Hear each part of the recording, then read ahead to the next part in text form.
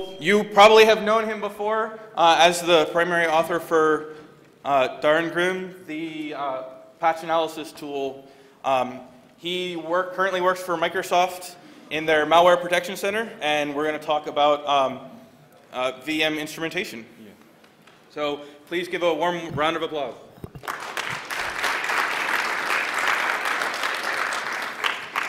Yeah, thank you.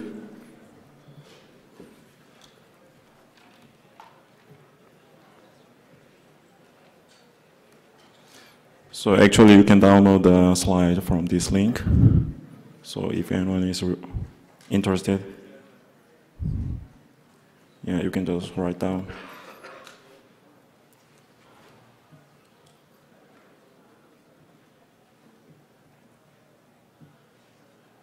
You see that again? Yeah. Okay.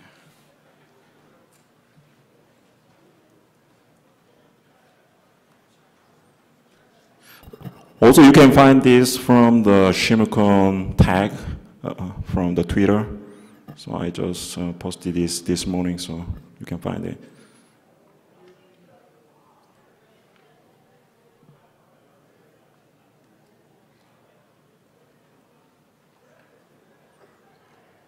Okay, cool.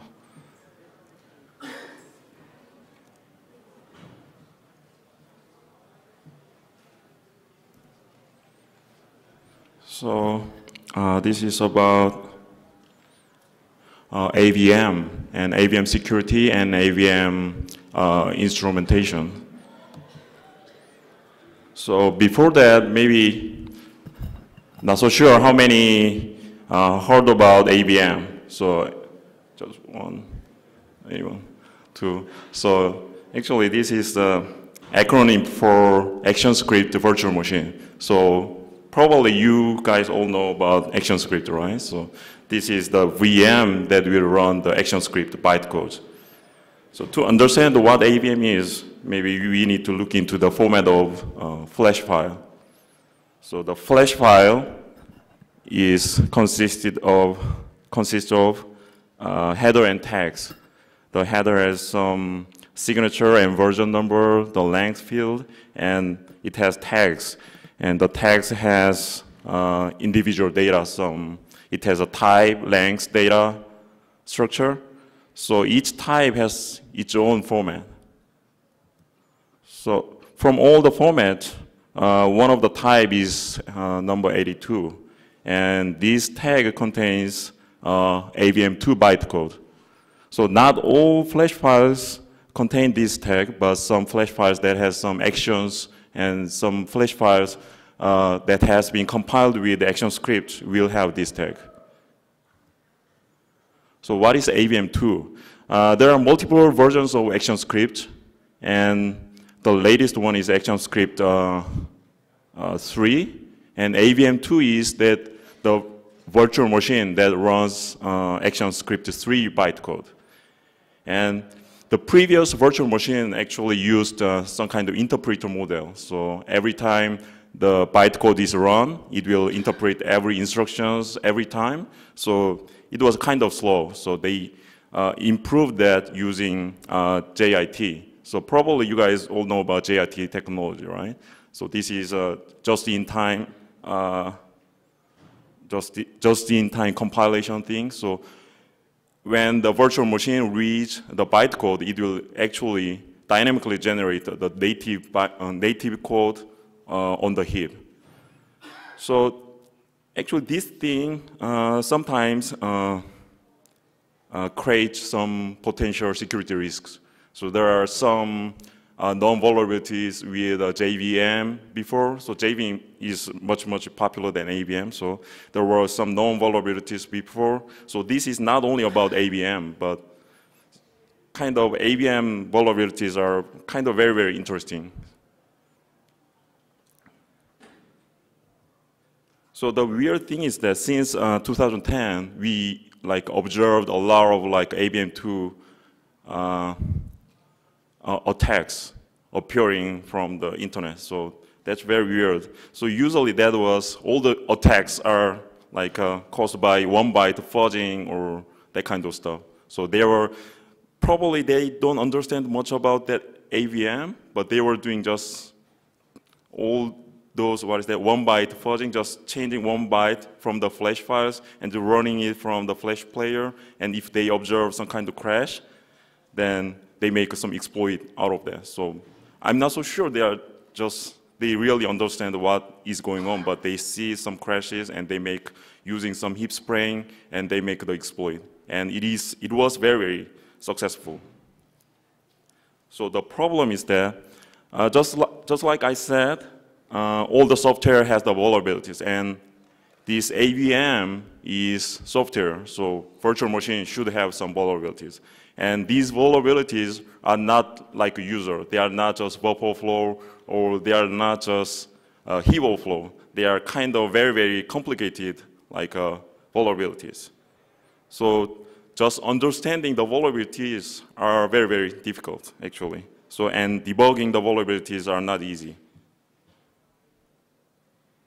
So what I'm presenting today is about how we can like debug these vulnerabilities that is not very user. So if the vulnerabilities are just buffer overflow, you can just debug it very easily, right? So the stack is corrupt, and you can just trace down what like data is corrupting the data, and you can just easily figure out where the data is coming from. But for AVM, it's not that simple. It's all about some logical errors with the virtual machine cheat code generation thing. So to understand what is going on inside of VM, yeah, you need some kind of new method. And also, many malwares are actually using some kind of obfuscation thing to load the other sweep file dynamically. So probably you guys are very, very familiar with what is a JavaScript obfuscation thing, right? It's very, very popular, right? So whenever somebody is putting some link and you visit the site and you got owned, you will get owned. And in the case, actually, if you open up the HTML file, it's not plain text, just plain it's not plain HTML or JavaScript. It's kind of obfuscated itself. So kind of very, very like in multiple layers of like evil like a method is called. So in that case, it is like very, very hard to figure out actually what is going on under the JavaScript. So same thing is happening with sweep file. So in that case, maybe I will show you how we can use this AVM instrumentation to dynamically like analyze all the sweep files. So all the methods are done with AVM instrumentation. And I'm going to show two methods here. One is code coverage investigation. And second one is hooking classes. So actually you can just hook some AVM supported APIs, and you can replace the API to your own. And in that case, you can just hijack every network traffic or some bytecode loading classes or data allocation classes. So if you hook the data allocation classes, you can hook all the memory allocation activities from the flash file. So you can see how it is allocating some like a heap memory, and you can see how they are using some kind of heap spraying from the AVM sweep files. So the first example is actually the vulnerability that was very, very popular last year. It was CVE-2011-0609. This is kind of very, very like most abused, one of the most abused vulnerabilities from flash files. So using this example, I will show you how we can use AVM instrumentation to trace how the code is executed. So with this example, I use trace API from ActionScript. This is some simple debugging API. So if you use trace API and put some strings and format related strings, then you can just print out some debugging messages to some debugging file. Also, maybe you can use debug file or debug line instructions from AVM. But this is same as what is with int3 instruction from x86. So if you put these instructions inside a bytecode, then it will call, it will check whether there is a debugger attached to the flash player, and it will actually call the flash player debugger. So if you download the Flex SDK, it contains the actually the flash debugger. So you can use this debugger for the flash file that is not intended to be debugged. So if you insert all these instructions to the flash file, then you can make it debuggable sweep file. So you can use the debugger to debug and trace steps through all the execution flows inside sweep file. But the first method is kind of enough to show how the code coverage is happening. So I use the first example here.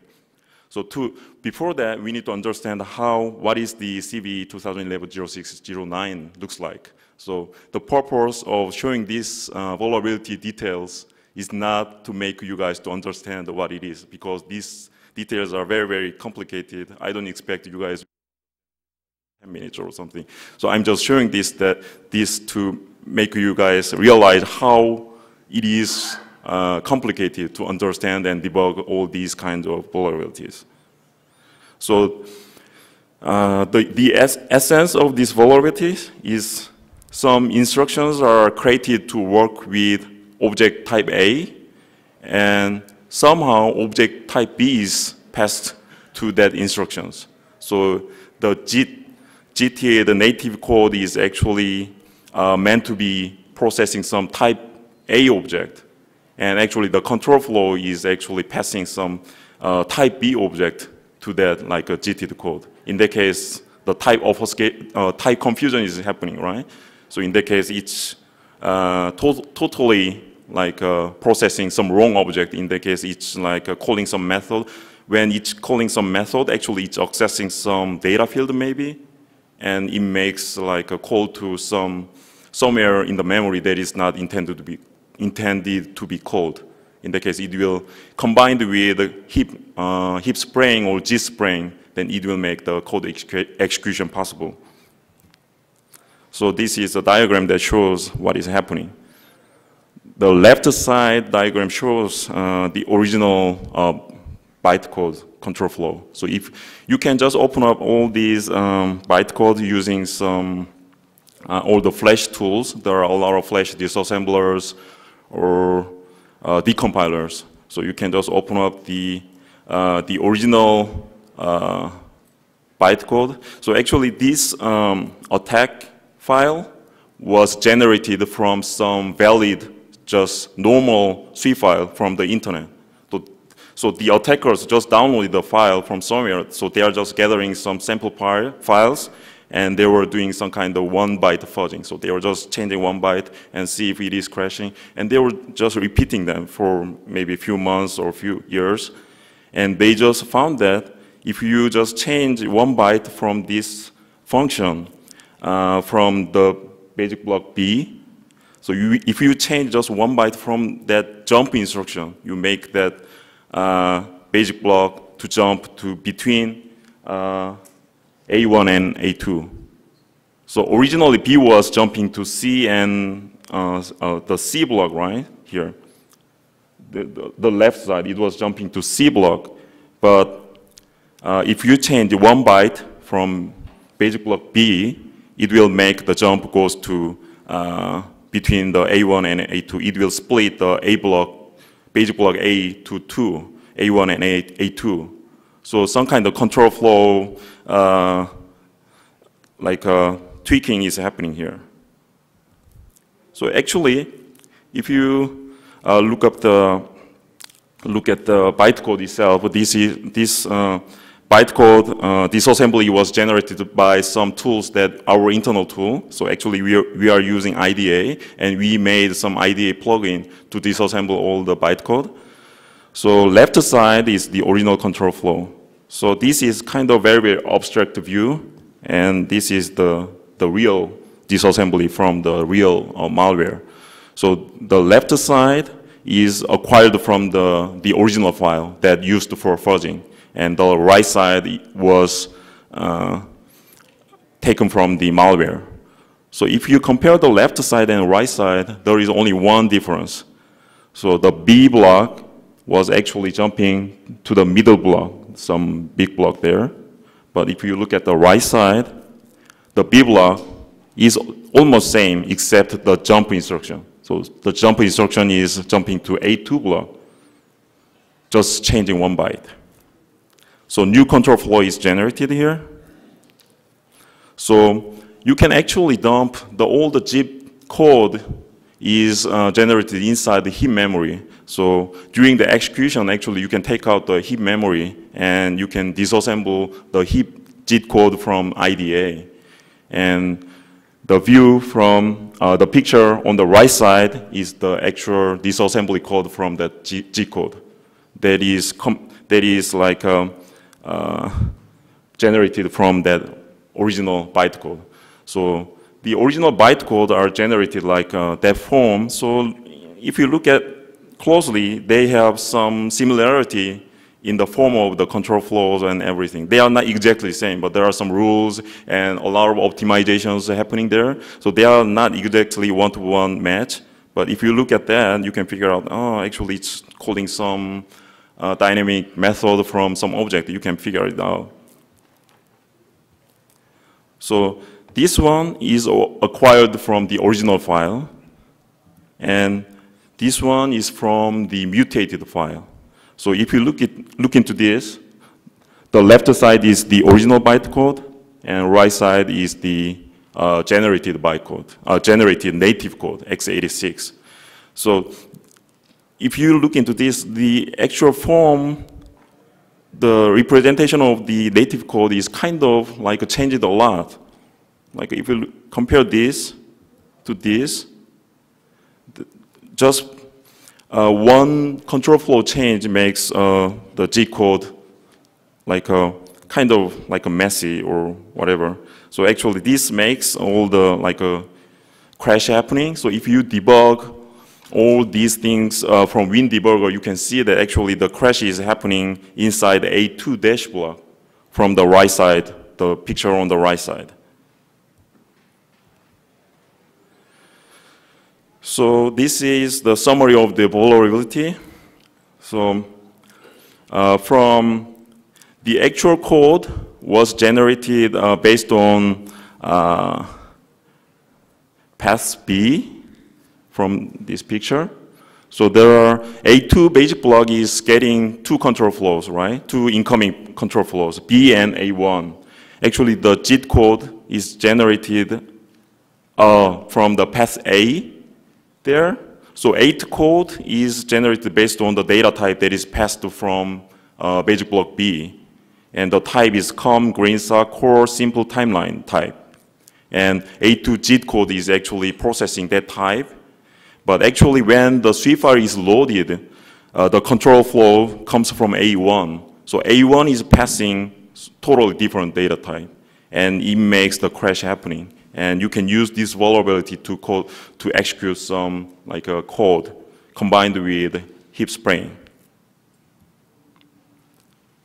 So this is saying same thing. The actual code run is from A1 to A2, and this makes the crash. So to analyze all these vulnerabilities, so it can take a long time. It can take a few weeks. Sometimes it can take a few days to figure out actually what is happening under the hood. So there are many shortcuts here, actually. The first one is sweep diffing. So if you have some malware samples, you can just look it up, open it up from IDA, right? So in that case, you can see some unique strings from the IDA files, the sweep files, because it will be using some component, some private component or some component from some website. In this case, it is COM, GrainSock, core, simple timeline. So if you observe these strings, you can just look it up from Google or Bing, and you can find some website that actually created that component. And in that case, you can just browse some website, and maybe you can find some similar original, like a sweep file. And using that sweep file, you can just comparing them, just using some like a hex diffing tools, right? Some kind of beyond the compare, or there are some other tools that you can actually compare hex bytes. And using that tool, you can see what bytes are modified. And you can just disassemble all the C files, the original one and the modified one, and you can go to that position, and you can see, oh, the control flow is modified like this. So the output will be something like this. So after this sweep diffing, you can see, oh, the original control flows are modified to the mutated one. So you can just figure out, oh, maybe the jump instruction change, maybe making some type confusion here, and you can just guess that. And using combining that with some decode dumping and like a debugging, then you can actually figure out this whole picture. And it takes a long, long time to perform all these things. And second method, the method, this is the crash you will get when you run the malicious sample. So from this, you can just see some native instructions, right? So it's moving some EDX70H data to ECX register, and it's accessing some invalid memory. And if you put some heap spraying shellcode to that memory, if you can load that using some sweep file like git spraying or heap spraying, then you can make the code execution happening. But from this picture, this crash point, it is really, really hard to figure out what is happening. If you can't find the original sweep file, then you don't have anything to compare, right? So if you have somehow you can find the original file, you can compare that to the mutated file, and you can figure out, what byte is modified, and what control flow is changed, and what is changed, and you can figure it out somehow. But if you can't find the original file, then there is nothing you can do much, right? So because the starting point will be this crash point, and there is nothing much you can do to figure out actually what is happening here. So these are the problems when you have some flash file crashing.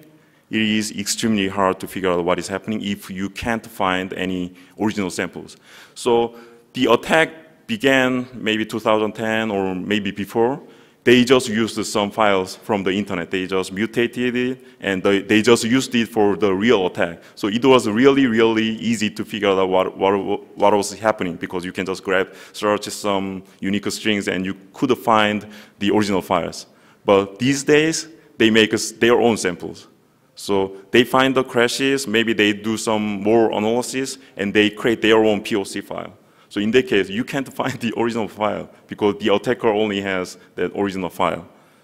So in that case, it's very, very hard to analyze all these vulnerabilities. So to solve this problem, we can use code coverage testing. So this is the basic big picture that's showing how the binary instrumentation is done. So the upper picture shows the original sweep file. So it has a header and all the AVM. Different color means different AVM tag, different sweep file tags. And one of the tag is AVM tag, the yellow block there. So you can just dissect all the AVM, decompile or disassemble all these AVM tag content. And you can just insert your own instructions between them. So for all the functions or for all the basic blocks, you can just put your own instructions. In this case, it's a trace. You can just put the trace and some unique strings, each executing some basic block number or something, some unique numbers. So you can just insert all these instructions here, and you can just recombine all these instrumented AVM tag into one, and you create a new sweep file. So during this, the picture is very simple, right? So you just break it down, and you insert new instructions, and you just combine them all together, and you just run it. Are you worried that by inserting these instructions, you will, for example, redo the way the heap is set up, so you're going to lose the original bug because maybe the heap-based bug, the heap's not constructed the same way, or things like that? Yeah, that is really good question, because this approach. Yeah, the question was, during this reconstructing thing, maybe the original, the characteristics of the original bug might be lost, right? That is the question. So, yeah, actually that's why we are doing this. There can be other methods, you can, actually AVM tag, actually you can just decompile them, and you can just get the original action script. And you can just put the trace instructions for every functions you want to trace, and you just compile them again, and you make the sweep file. You can do that. In that case, you will lose all the characteristics that is making the crash. So that's why we used this method is preserving the original characteristics as much as possible. So it will not try to break the original structure of the AVM tags. Even though it looks invalid, we just try to maintain the original structures and maybe there can be some invalid instructions, and we are trying best to observe the original structure and instructions, bytecode and everything. So this is the disassembly from the original disassembly was instrumented like this. You can just put it is very simple, right? So it's calling trace method here for every basic blocks. So if you run this sweep file, it will generate a huge amount of log file. So it will dump the basic block numbers, and so that you can figure out, you can just grab these basic numbers from this disassembly later to see how the control flow is working. So this is the last part of that generated debug log. And if you look at the last line, actually the last line shows the point where the crash was happening. So to interpret that numbers, so it will show the basic block and 314,279 some numbers, and there is a 27. And 27 means the basic block 27. And actually you can exactly pinpoint where the crash is happening here. So basic block 27. And how about all these other numbers? So the other numbers are actually the function numbers and the basic blocks from other functions. And out of these numbers, you can figure out the actual call stack that is actually calling that exact function. So you can actually get the exact call stack. So it is coming from some, constructor from timeline max, and it's calling some classes and simple line timeline classes. And it's calling tweak-core constructor. So these all things, you can figure out, oh, this crash is happening when it is creating some classes. So this is the first example. So using this old tracing thing, you can figure out actually, oh, before using this tracing thing, what you get is actually this thing. So out of this thing, you can't figure out anything. But using this instrumentation, you can get actual exact call stack, and you can figure out what is actually happening inside that action script. And then the second example is the obfuscation thing. So just I said, AVM is used for obfuscate the sweep file itself. So you can actually, AVM provides, actually action script provides the functionality to load sweep file, the other sweep file. So actually you can embed other sweep file inside the other sweep file. So you can, and it doesn't need to be in a bytecode form. So it can be dynamically generated using some instructions. You can just, so that you can't just take it out easily. So I will use class hooking to figure out how we can just dump the hex bytes like easily, even though it is generated dynamically. So many exploits use these things. Basically, every sweep file related exploits are using this method.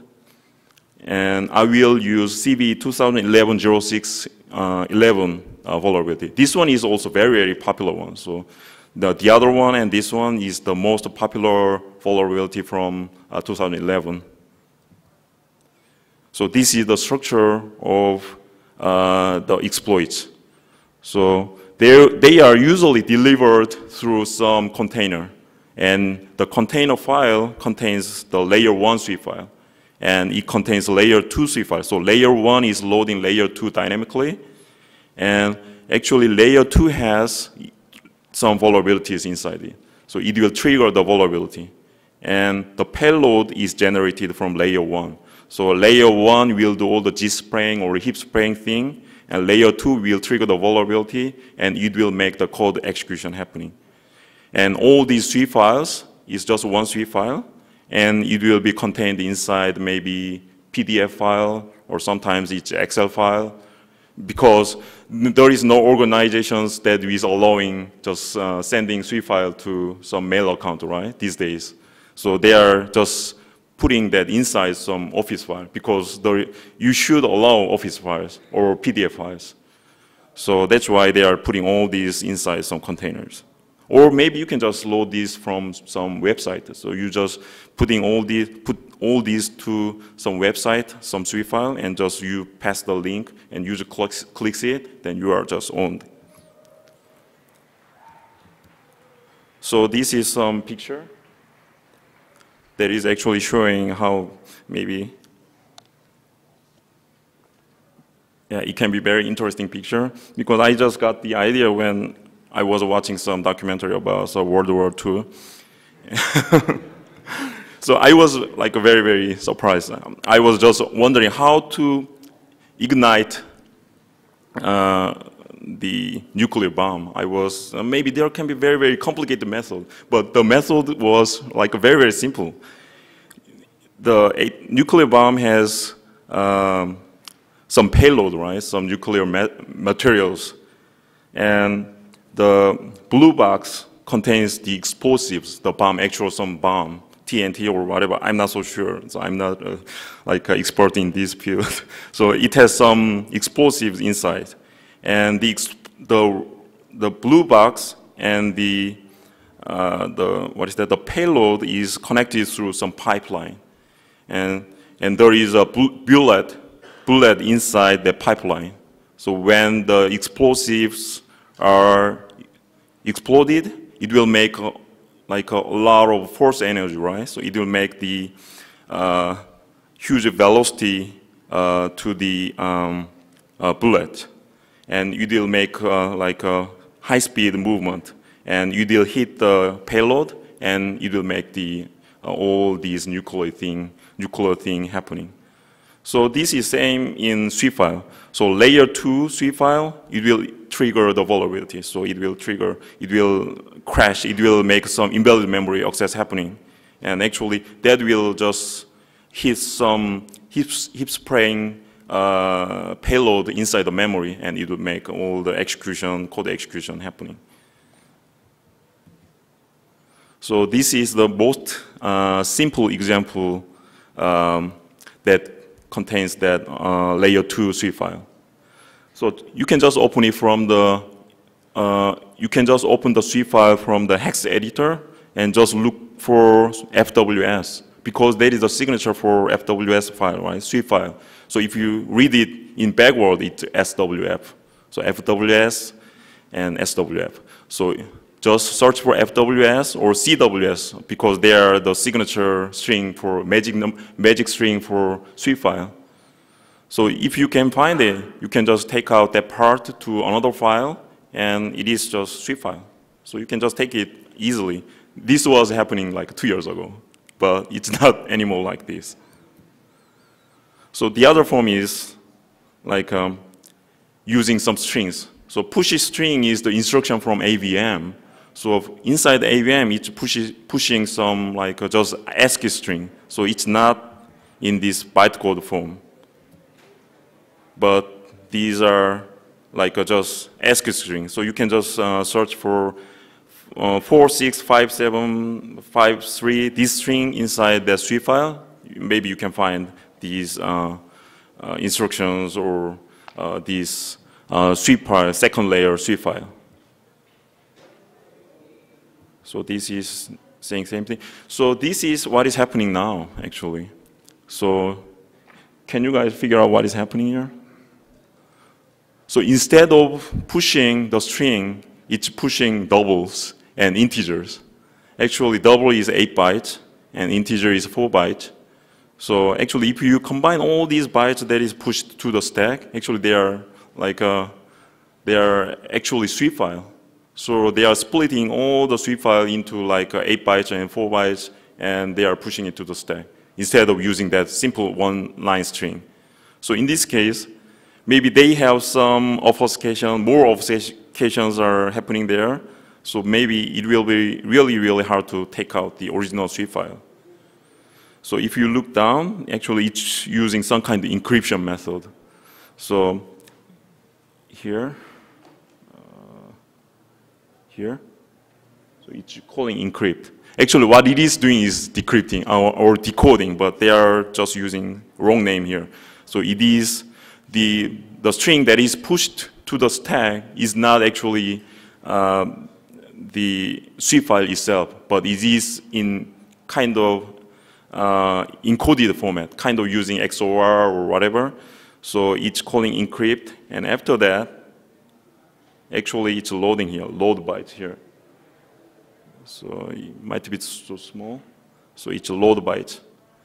So it's pushing everything to the stack, and it will decode using decode the thing using their own algorithm, and after that it will load that to the memory, dynamically load it. So this is the routine that is actually doing the decryption thing. The name is encrypted, but it's doing decoding thing. So it's just calling here. It's pushing 0xFF, and it's doing XOR. So it's XORing the original like data, and it will make the original sweep file data. So the method might be you can just insert some dump code between these load bytes part, right? So if before calling this load bytes API, maybe you can just insert some trace method and make it to dump all the hex bytes. But there is another like method here. So this one is much better. So you can use some AVM insertion. So you can create your own AVM code, and you can insert it to the malicious code and make the original malicious code to call that AVM. So this is the method using some inserting. So you just insert some dump method there and make it to dump the hex bytes. So it involves all the stack level calculation because this AVM is using stack. So maybe if you don't process the stack correctly, then maybe you can mess up all the things and it will make all the things not working. So you can just hook the class. And I'm using AVM insertion. And one more method involved with this is whenever the AVM is loading other classes, it's using names, actually. So it's a string. So if you replace the original string to your own class's name, then you can hook up all the calls to the original class. So you just need to make some stub code that is calling the original one, and you can just load it to the original sweep file and make all the calls to that original class, make them go through your own class. So it's a kind of detouring or like a class hooking thing. So this is very, very simple in AVM world because it's using classes, not kind of some fancy table or whatever. So it's just a string. So you just need to replace the class name. So this is some concept from biology. It's a kind of very, very simple concept, right? So there is chromosome A and chromosome B on the left side. And chromosome A has some feature that is very, very good. So you need to, for example, if there is corn and it has some bugs are eating the corn. And chromosome A has some, like, the genes that makes some, like,